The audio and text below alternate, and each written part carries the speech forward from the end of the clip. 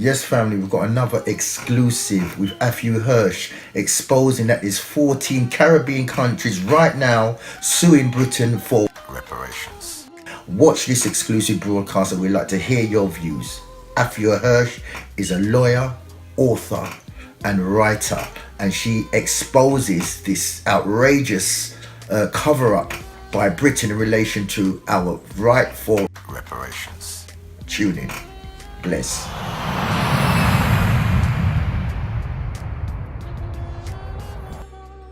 Afua Hirsch, I think you think this has got far too many imperial connotations for the modern world, right? I mean, it's not subtle, you know. One day there was the British Colonial Office and the next day was the British Commonwealth Office. You know, most of the institutions changed. They didn't even have to change their acronym. They went from colonies to Commonwealth.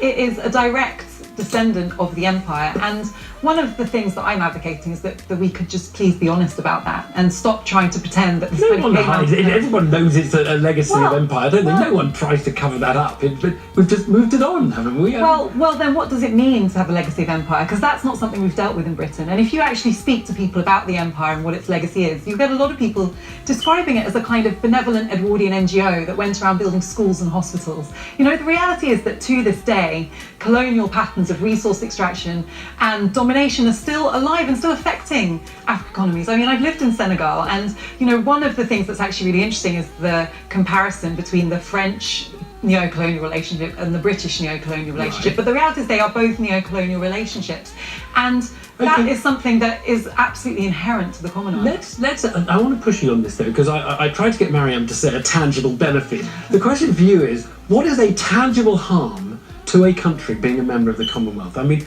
I can tell that you don't like the imperial connotation, but what do they actually lose by sort of suffering under that piece of history or today? I mean, it's interesting. Actually, I can give you an example that's related to your last item, which was about the Caribbean. 14 states in the Caribbean are currently trying to sue the British government for reparations for slavery, and a number of those are Commonwealth members. It's because of the Commonwealth that the British government is trying to block the claims using a legal loophole that arises out of Commonwealth. So that's a perverse. You think they'd win that claim if they weren't in the Commonwealth? If you want to see a harm that comes out of Commonwealth, just look at the treatment of the Caribbean heads of state who wanted to meet with the government, and until 2 days ago the government showed no interest in talking to them about the fact that British people were going to be deported to their country. So the idea that it's this relationship of love and respect is challenged whenever there's a hard issue. Yeah. Mariam, we call it equal states, 53 equal states.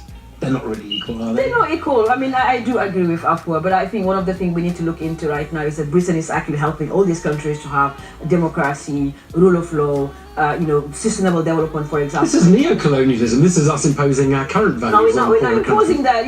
If you go like the Gambia right now, the guy, the president of Gambia was in Britain, and now he's gone back to his country, and we're back to the Commonwealth. We need the Commonwealth to set the rules and set the framework. And you like the links. I mean, you basically think poorer African countries benefit from links to. And Britain also benefit from it. That's why I think I was saying the other day. I think that's why Theresa May need to start thinking about, what can we do for the Commonwealth countries? Create a trade, respect, and rule of law. All of that need to come back, not just the colonialism. And I think we need to change the narrative around colonialism. Yeah, to be consistent, you should really think the British shouldn't be encouraging Commonwealth countries to make homosexual sex legal, that we shouldn't be promoting human rights, because that is us imposing. You've left ahead there, kind of on the assumption they are successfully doing that. I mean, I'm a former human rights lawyer. I have an unequivocally respect for human rights, and I think one of the good consequences of these nations being together in the Commonwealth is that they have this ability to set certain values and standards. They've been enforcing them incredibly patchily, so it's not a simplistic kind of tick for that. But they're fighting. They're fighting right now. People are fighting. The Commonwealth countries are fighting for the rights. They know what they're looking for. So I don't think now we just should insist on the colonialism. We should insist into how Africa is progressing, like Rwanda is progressing, Tanzania is progressing, all these countries are progressing.